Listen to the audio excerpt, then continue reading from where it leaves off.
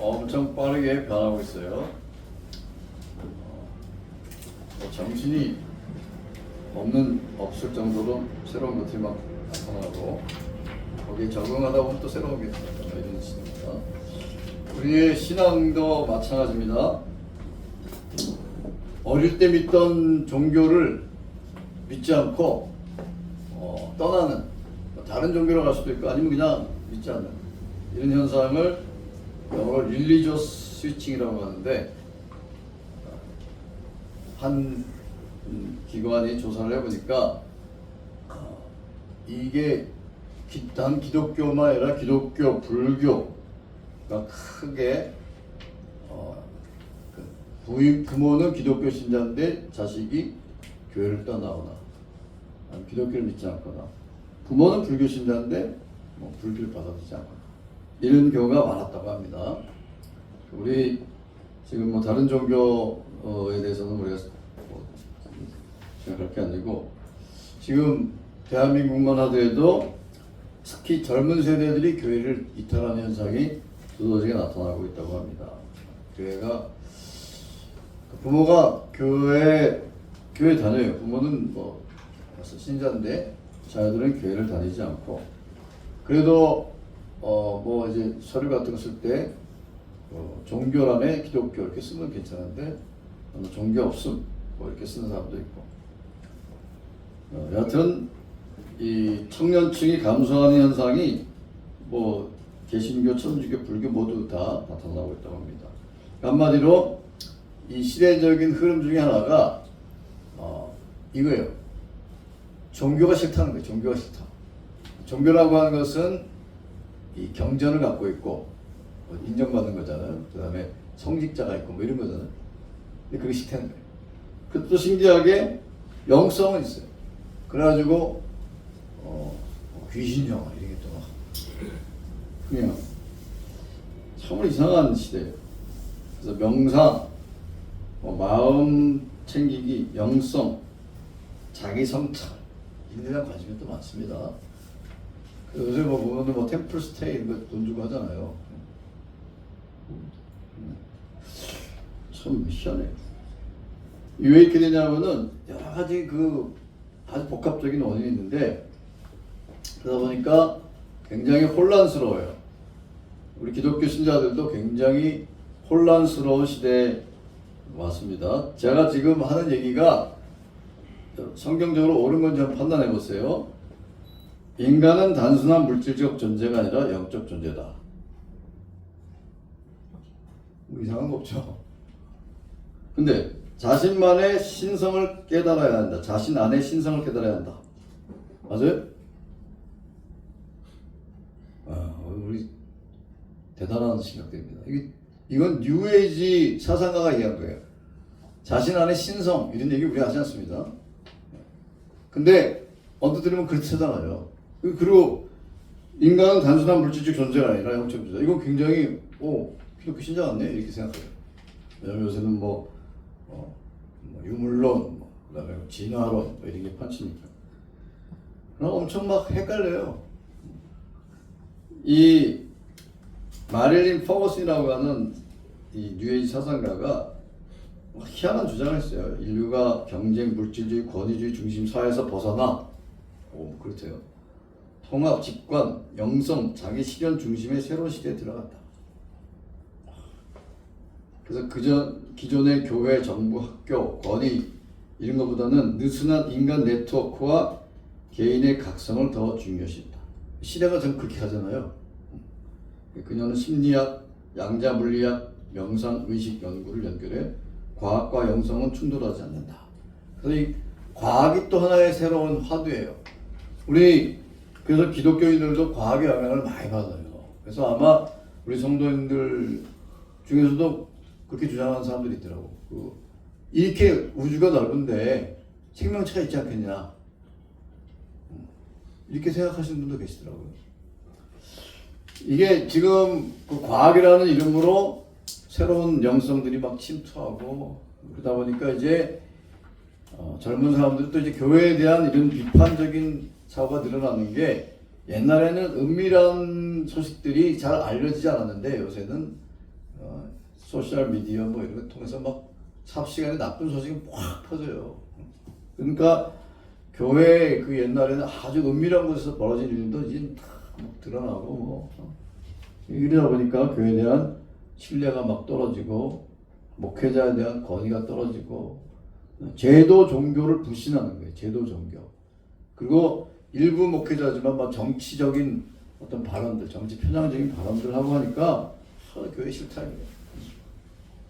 그리고 일부 목회자의 비리, 뭐 성범죄, 세습 문제, 돈 문제 이런 게 염증을 펴가지고 나는 기독교 신자인데 교회는 싫어. 이 뭐라고 그럴 수도 없는 그는 참으로 안타까운 사람입니다. 그리고 과학교육의 결과 진화론, 우주물리학, 심리학 이런 비판적인 사고가 아주 막 팽배해 있습니다. 제가 늘 하던 얘기지만 그 우리 교육 현장에서도 지금 얘기 들어보면 뭐 말이 안 돼요. 애들 이게 옛날에는 우리 다 맞고 자랐는데 이게 때리는 게 꼭 뭐 좋다 나쁘다 그걸 떠나서 잘못했으면 거기에 대해서 훈육을 해야지 그 잘못한 것에 대해서도 이게 잘못한 거구나 깨달을 수 있잖아요. 근데 지금은 애들이 뭐 선생님을 고소하고 뭐 애들이 부모를 고소하고 이게 말이 되는 소리입니까? 성경은 아이들을 훈계하라고 가르칩니다. 성경 읽어보세요. 그러면 오늘 요즘 시대 사상으로 보면 성경은 완전 시대에 뒤떨어진 갖다 버려야 되는 거예요. 잠언서에는 애를 때리라고 그래요. 때려라. 때려서라도 미련한 애는 때려야 된다는 거예요. 그 훈계 이런 것을 성경은 왜? 인간이 어리석기 때문에. 인간이 죄인이기 때문에. 근데 지금 시대는 다 거꾸로 하고 있습니다. 그래가지고 이런 것들이 조금씩 영향을 줘가지고 이 교회를 안 가요. 옛날에는 교회가 그래도 재미가 있어서라도 교회를 갔는데 제가 유초등부 전도사 할 때 무슨 2년급만 하더라도 애들이 막 좋다고 막 그랬어요. 지금은 2년급 같은 거 하면 애들이 화가 나가 집에 갈 수도 있어요. 뭐 2년급은 모르겠다. 하여튼 지금은 교회가 메리트가 없습니다. 그러다 보니까 주일학교도 점점 줄어들고 있어요. 우리 이제 우리 애들 데리고 주일학교 가면 옛날보다 인원이 확 줄었어요. 이게 굉장히 보편적인 현상입니다. 원래 주일학교라는 게 여러분 왜 만들어진지 아시죠? 그 로버트 레이크스라는 사람이 이 사람이 뭐 하던 사람이냐면은 이 사회 문제에 좀 관심이 많던 사람이에요. 그래가지고 이게 뭐 이 죄수들 막 먹을 것도 넣어주고 막 이러던 사람인데 그러다가 자기가 생각했어요. 이게 이 죄수 이 감옥에 오기 전에 이 사람들이 감옥에 오기 전에 이 사람들 교화해가지고 착한 사람을 만드는 거 어떠냐 생각해가지고 이게 이제 주일학교가 시작되던 그 당시는 영국이 산업혁명으로 여러분 잘 아시죠? 영국이 산업혁명으로 도시 길거리 아이들 버려진 아이들 얼마나 많습니까? 올리버 트위스트도 그런 거잖아요.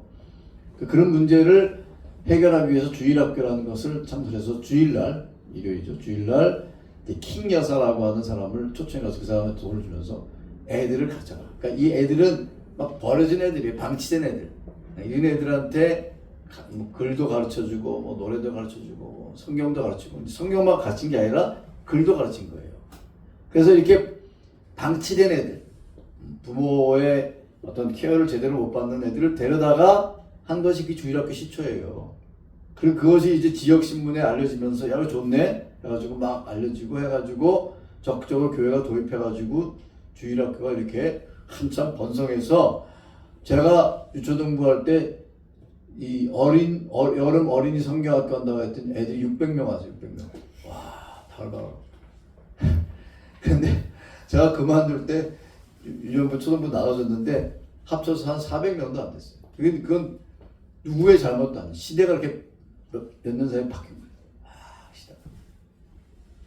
지금은 그래서 정말로 이게 참 희망이 없어 보이는 그런 시대에 우리가 살고 있는데 오늘 주신 말씀을 읽어보면은 오늘 말씀의 요점은 성경이 하는 얘기는 거의 비슷해요.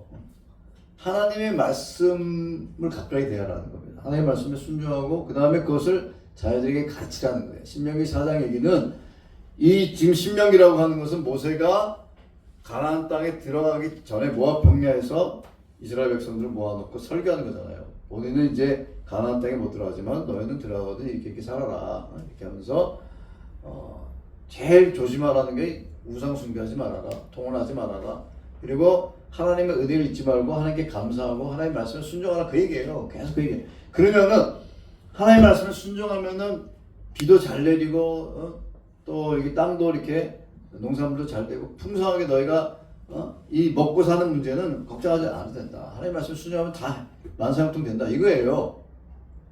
그러니까 계속 그 얘기를 이제 계속하면서 이들이 광야에서 받았던 눈으로 보고 직접 체험했던 걸 자녀들한테 가르치라는 겁니다. 그래서 자녀들이 신앙을 갈 수 있도록 이걸 신앙의 전수라는 거예요. 신앙의 전수, 신앙의 계승, 신앙의 전수, 신앙 계승. 그러니까 부모가 기독교 신자면 자녀가 기독교 신자가 되는 거 이거는 그냥 가만히 있어도 이렇게 돼야 되는 거예요. 원래는. 그런데 지금은 그 신앙 전수율이 뭐 70%도 안 된다. 70%도 안 된다 그럽니다. 아마 더 떨어졌을 거예요. 제가 몇 년 전에 70%를 했으니까. 지금 한 50%, 뭐 40%. 아까 얘기한 것처럼 젊은 사람들이 점점 내려나오고 우리도 지금 미국처럼 되는 겁니다. 미국 사람들 조사하면 자기가 기독교 신자라고 한 게 70%, 80% 나와요. 근데 교회가 교회 안 나간 사람도 많고 그렇습니다. 그러니까 우리가 이런 상황에서 해야 할 일이 뭔가 이걸 좀 생각을 해야 돼요. 우리 성도님들은 지금 사실 그래요. 나 하나 지금 믿는 것도 지금 힘들어 죽겠다. 나 하나 신앙 지키는 것도 지금 힘들다. 그런데 자녀 신앙까지 내가 신경 써야 되나? 그러면 안 됩니다. 성경이 얘기하는 겁니다. 하나님의 말씀입니다. 하나님의 요구 사항이에요.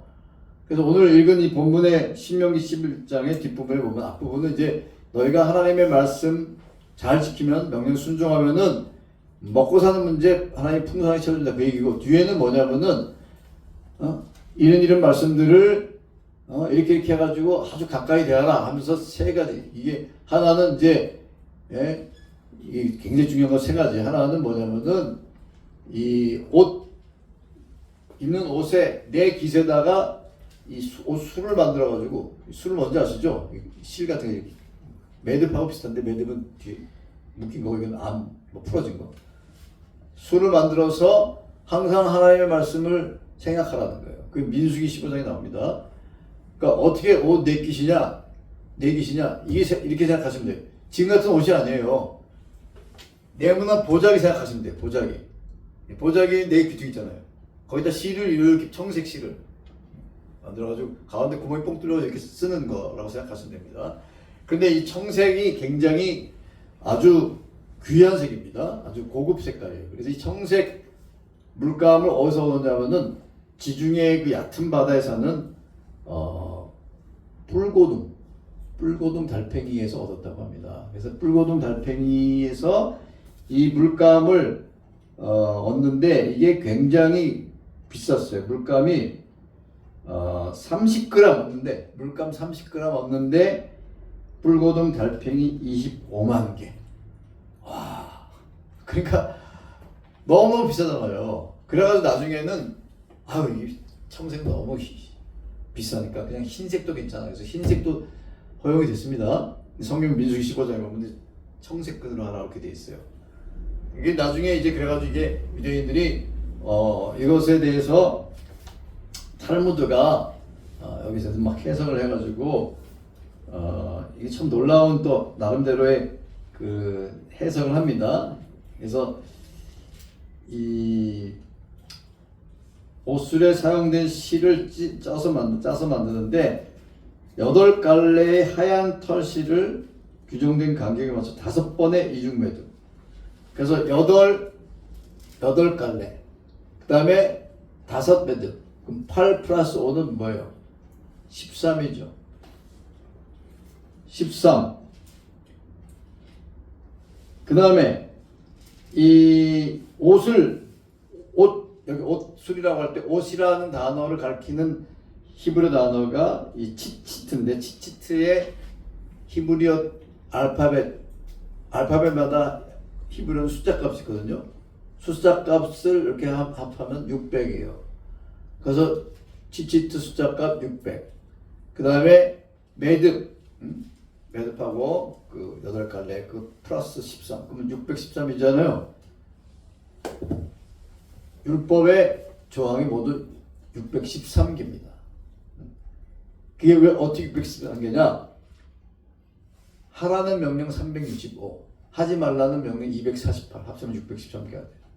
그래서 이것은 하나님의 계명을 늘 생각하고 하나님의 계명을 지키는 놀라운 그런 하나님의 말씀이다. 이렇게 생각을 해가지고 유대인들은 이것을 문자 그대로 해가지고 진짜 옷수를 이렇게 하고, 그래서 예수님이 나중에 마태복음 23장 보면은 바리새인과 서기관들은 자기네들이 엄청 하나님의 말씀 잘 지키는 것처럼 하려고 옷수를 막 크게 하고 그랬다고 막 하나님이 예수님만 말하시잖아요. 그렇게 했고, 그 다음에 이 기도할 때 쓰는 이제 탈리트라고 하는 거 있어요. 그게 이제 치치트에서 발전해가지고 탈리트 이렇게 모자 쓰고, 개혁파 유대인들은 기도할 때 이렇게 모자 쓰고 합니다. 거기다가 신명기 그 6장이나 또 다른 구절 보면은 매주자 그래가지고, 매주자는 문설주를 얘기하는 거예요. 문설주에다가 신명기 6장 4, 5절 뭐 쉐마 법문 같은 것들을 이렇게 기록해가지고 그거를 이렇게 성구함 두루마리에다가 써서 그 성구함에다가 해서 붙여놓는 거예요. 그걸 매주자라 그래요. 그래가지고 어떤 사람 들어가면서 나가면서 거기다 이렇게 키스도 하고, 그 다음에 또 하나는 차는 경문이라 그래가지고 이렇게 조그만 상자에다가 그 세마 집어넣어가지고 끈으로 이렇게 묶어요. 그래서 유대인들 여러분들 한번 사진 같은 데 보면은 이마에도 이렇게 하고 팔에도 이렇게 막 해가지고 그 다음에 그 탈레트 이렇게 쓰고 해가지고 막 기도하는 그런 모습을 볼 수가 있는데, 유대인들은 이 하나님의 말씀을 그저 문자 그대로 이해한 거예요. 문자 그대로. 사실 이 본문을 보면 문자 그대로 하는 말로 이해할 수 있어요. 이거 문서자 바깥문에 기록하라, 이걸 문자 그대로죠. 근데 이 말씀의 핵심적인 가르침은 뭡니까? 그 정도로 하나님의 말씀을 가까이 대하고 잊지 말라는 거죠. 그러니까 우리가 이렇게 하는 궁극적인 목적은 뭐예요? 하나님의 말씀, 하나님의 계명에 순종하며 살라는 것이지 요것만 했다고 해서 다 되는 게 아니에요. 근데 이걸 보면 유대인들에게서 배울 건 있어요. 근데 막 이마에다가도 성구 하고 막 팔에다도 하고 뭐 옷술에도 하고 이렇게 하는 것보다 더 중요한 것은 하나님의 말씀을 지키며 살고 그것을 또 자녀들에게 가르치라는 거잖아요. 이것이 오늘 본문의 핵심인데, 유대인들이 그렇게 막 뭐 하면서도 하나님의 말씀을 순종하지 않는다면 그거는 아무 소용이 없는 것입니다. 그래서 유대인들은 이게 하나의 문화가 돼가지고 개혁파 유대인들도 기도할 때 막 여기다 뭐 묻고 막 이렇게 합니다. 근데 다시 말씀드리지만 이 계명의 요점은 하나님의 말씀을 잊지 말라는 거예요. 하나님의 말씀을 삶의 모토로 삼으라는 겁니다. 우리 성도들도 마찬가지입니다. 우리가 주일날 요 예배 시간에 잠깐 나와서 하나님의 말씀 듣는 것으로 충분한 게 아니고 늘 말씀을 가까이 대하고 말씀을 가슴에 새겨야 돼. 가슴에. 우리는 이렇게 할 수 있어요. 좋은 방법은 성경 구절을 써가지고 여기저기다 막 붙여놓는 거예요. 누우면은 천장에 보이시죠? 천장에 큰 것이. 옆을 돌면 옆에도 그렇게, 그것도 좋은 방법이에요. 집에 가서 실천해 보세요. 그러면은 좋은 말씀들을 거기다 막 붙이는 거예요. 근데 요점은 뭐냐? 하나님의 말씀을 잊지 말라. 그 다음에 이것을 자녀들한테 가르치라. 그래서 여러분, 우리 성경의 가르침은 뭡니까? 하나님의 말씀을 우리가 배워야 된다는 것이고, 배우는 것에서 끝나는 게 아니라 그걸 이제 순종해야 되겠죠. 그 다음에 자녀들한테 가르치라는 거예요. 근데 이게 아까도 얘기했지만은 오늘날 이 시대의 흐름하고 틀려요. 이 시대는 가르치는 거 싫어하잖아요. 가르치지 말라 그러잖아요. 이 학교에서도 선생님의 역할은 가르치는 게 아니라 학생들 안에 있는 걸 끄집어내는 거예요. 이게 선생님들의 역할입니다. 그러니까 선생님들이 옛날은 선생님들이 가르쳤잖아요. 그 가르친다는 것은 단순한 지식 교육이 아니라 선생님들이 갖고 있는 경험, 그다음에 도덕적인 거, 사회생활 이런 걸 가르쳐야 되잖아요. 야, 이게 애들하고 막 복도에서 뛰어다니면 안 돼. 이를 안 가르치니까 애들이 자기 하고 싶은 대로 이 공동체 사회생활이 안 되는 거예요. 이 존 듀이라는 사람 여러분 아시죠? 존 듀이 이 사람 아주 나쁜 사람이에요. 이 존 듀이라는 사람이 교육의 체계를 세워가지고 새로운 교육론은 뭐냐? 이게 이제 미국에서 나온 이제 철학이 실용주의 철학이라는 겁니다. 이 다 철학이라는 것은 대개 이제 대륙에서 나오잖아요, 유럽에서. 근데 유일하게 미국에서 나온 철학이 프라그마티즘, 실용주의 철학이에요. 존 듀이도 그런 사람. 가르치지 말라는 거. 애들한테 끄집어내라는 거. 이게 쫙 교육 이론에 퍼져가지고 선생들의 역할은 뭐냐? 애들을 가르치면 안 돼. 애들이 갖고 있는 창의적인 생각을 끄집어내야 돼. 이거는 기본적인 성경의 가르침하고 틀립니다. 성경은 모든 문제의 진리는 하나다. 이거예요. 답은 하나뿐이다. 근데 지금의 교육은 답이 어찌 하나냐? 답은 여러 개 있을 수 있다. 말이 되는 소리입니까? 근데 이게 시대의 흐름하고 또 잘 맞아요. 그래서 지금은 답이 하나다라고 주장하면은 그 사람은 이상한 사람 되는 거예요. 너도 옳고 얘도 옳고 다 옳다.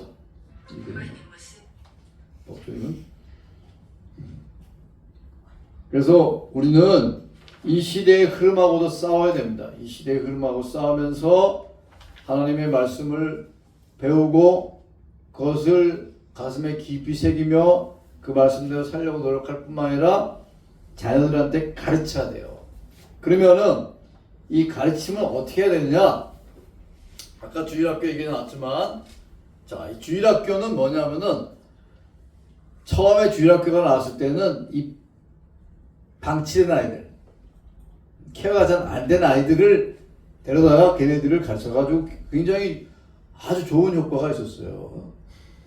그래도 주일학교 통해서 기독교 신앙을 접하게 되고 자기만 믿는 게 아니라 가서 부모님도 접하고 좋잖아요. 근데 이 주일학교가 생기다 보니까 부작용이 생겼어. 그 부작용이 뭐냐 하면은 예수님을 믿는 부모가 자기 자녀를 신앙을 가르쳐야 되는데 자기 자녀 신앙을 안 가르치고 주일학교에다 맡겨. 이건 잘못된 겁니다. 아이 신앙 교육은 누가 해야 됩니까? 부모가 해야 됩니다. 부모가. 처음에 로트레이크스가 만든 주일학교처럼 부모가 아이를 신앙을 가르칠 수 없는 애들이 주일학교 와가지고 배우는 건 그건 좋은 거예요. 그런데 부모가 버젓이 예수님을 믿는 부모인데 부모는 아이 교육에 대해서 아이 교육 그러면 교육은 애들 공부 교육 대학 보내는 거 이것만 생각하고 아이 신앙 교육은 생각 안 해. 이거 제가 우리 나무라는 게 아니라 지금 시대적인 흐름이 그렇게 된 거예요. 제가 옛날에 전도사할 때부터 그런 흐름들이 많았어요. 그러다 보니까 자연스럽게 신앙 교육은 주일학교에다 맡기면 된다. 이러다 보니까 애들이 근데 이 주일학교가 그 기능을 제대로 못하게 되면은 심각한 문제가 발생하는 겁니다. 그래서 우리 교회처럼 주일학교 없는 작은 교회가 주일학교가 없다고 해서 실망해서는 안 되는 거예요. 왜냐? 가장 좋은 교사가 부모거든요. 이게 히브리적인 사고방식이에요. 오늘 우리가 배운 게 그거잖아요. 가르치라는 거 누가? 부모가 누구를? 자식을. 그래서 히브리인들은 전 세계에서 가장 세대 간의 문제가 적은 나라가 이스라엘 사람이라고 합니다. 왜냐하면은 이 사람들은 안식일이 끝나면은 같이 가족들이 식사를 해요. 제가 이스라엘 여행했을 때도 많이 봤어요. 가족들이 이렇게 호텔에 와가지고 식사를 하는 거 많이 봤거든요. 같이 식사를 하면서 주거니 받거니 물어보고 뭐 이렇게 합니다. 그리고 이 사람들은 6월절, 뭐 초막절은 같이 텐트 생활 하는 거잖아요. 같이 텐트 생활해요. 그다음에 또 뭐 77절 뭐 이런 절기들을 지키면서 그 절기를 함께 하면서 애들이 물어보면 답하고 이런 문화가 보편적으로 이렇게 자리 잡고 있기 때문에 부모가 자녀한테 신앙, 그 히브리 신앙, 그 신앙을 가르치게 되어 있습니다. 그래가지고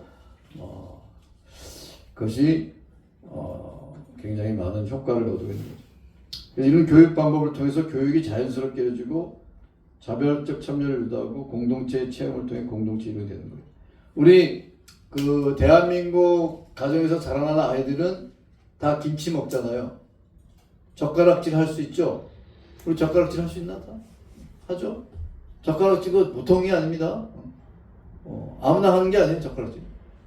근데 어려서 이렇게 배우는 거잖아요. 그런 것처럼 신앙교육도 가정에서 이렇게 배워야 되는 겁니다. 그래서 제가 요 얘기만 하고 마치려고 하는데, 이 호레스 부시네이라고 하는 기독교이면서 교육학자가 자녀들을 이렇게 길러야 된다라고 하는 6가지 방법을 얘기했는데 한번 들어보세요. 6가지 중에서 중요한 거 몇 가지만 얘기해요. 첫째, 자녀들의 몸을 건강하게 길러야 된다. 이게 교육하고 상관이 있는 거예요. 기독교 교육은 건강한 신체에서부터 이루어집니다. 그러니까 식사, 그 다음에 태도, 옷을 단정하게 입는 법, 이런 게 다 중요한 거예요. 위생. 그러니까 우리가 기독교 교육 그러면 무조건 성경만 가르치는 그게 아닙니다. 성경은 가장 중요한 거죠. 근데 기본적으로 애들이 건강할 수 있도록 이걸 해야 됩니다. 두 번째, 놀이.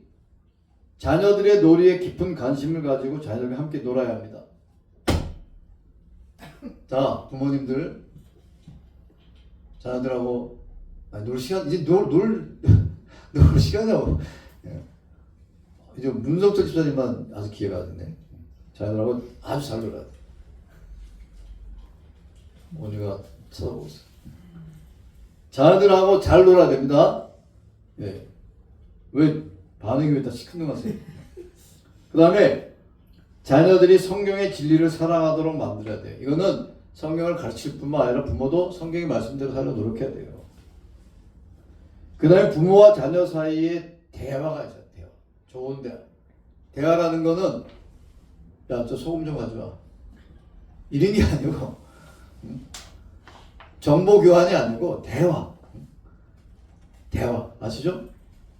우리 정보 교환과 대화의 차이는 아시죠? 대화를. 그 다음에 가족들의 공동기도. 가족들이 모여서 같이 기도하는 시간이 굉장히 중요한 거예요. 그 다음에 성경을 가르쳐야 됩니다. 성경을 가르치는 거, 이거는 이제 부모의 어떤 성경 지식에 뭐 한계가 있을 수 있지만, 성경을 가르친다고 해서 꼭 뭐 어려운 거를 가르치라는 뜻이 아니라, 하나님의 말씀은 이거 있어요. 하나님의 뜻, 하나님의 이 세상을 향한 뜻, 자녀들을 향한 뜻, 이게 뭔지를 잘 가르치고, 자녀들이 신앙을 갈 수 있도록. 근데 우리가 이런 얘기를 들으면 이런 생각이 들어요. 야, 이거 한다고 되는 게 아니다. 맞아요. 한다고 되는 건 아니지만 그렇다고 해서 손을 놓고 있어야 됩니까? 그것도 아니잖아요. 우리가 바둥바둥 안쓰럽게 막 노력하는 걸 하나님이 보시고 하나님이 도와주셔야 되는 거예요. 하나님의 은혜가 필요해요. 여러분, 하나님의 은혜를 받아야지 가능한 겁니다. 우리가 한다고 되는 게 아니고 하나님의 은혜가 있어야 돼요. 그럼 어떻게 하나님께서 우리 자녀들에게 은혜를 주느냐? 우리가 기도하고 힘쓰고 애쓰고 그런 모습을 보고 하나님 불쌍히 여기셔서 은혜를 부으시는 겁니다.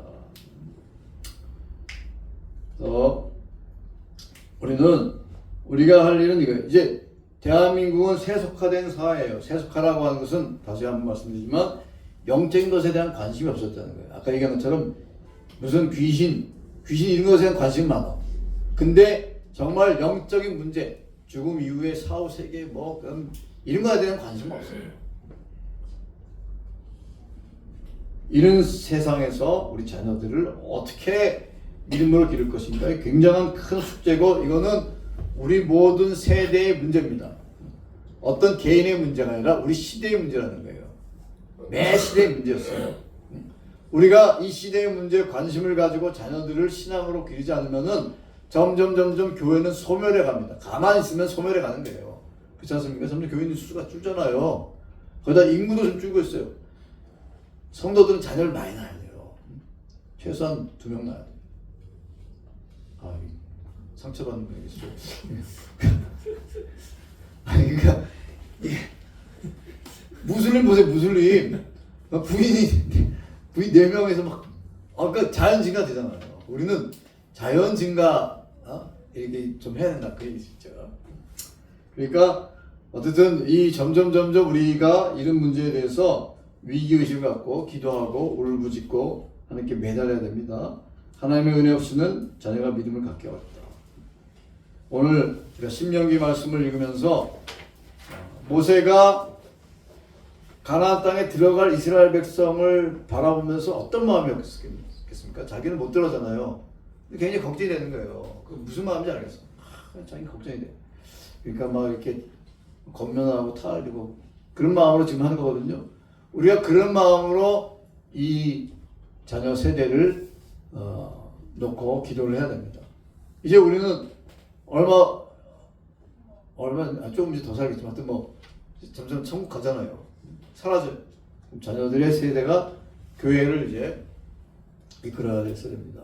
그러니까 그것을 이 시대의 문제로 놓고 우리가 함께 기도하고 고민하고 애쓰고 머리를 맞대고 의논하고 우리 자녀는 그 가정만의 자녀가 아니라 우리의 자녀라 이렇게 생각하고 함께 고민해야 됩니다. 이렇게 함으로써 하나님께서 우리 성도의 교회에 주신 이 사명을 믿음으로 감당하는 우리 섬김의 교성들 되시기 바랍니다. 기도하시겠습니다. 자비로우신 하나님, 오늘 주님 주신 말씀 가슴 깊이 간직하며 점점 더 신앙을 잃어가는 이런 시대에 살고 있는데 우리 자녀들 세대가 신앙을 회복하고 부모가 믿던 그 하나님을 자녀들도 자신의 하나님을 믿고 믿음으로 살아가는 그런 세대가 될 수 있도록 잘 가르치는 우리 부모 세대가 될 수 있도록 은총을 베풀어 주시옵소서. 감사드리며 예수님의 이름으로 기도하옵나이다. 아멘.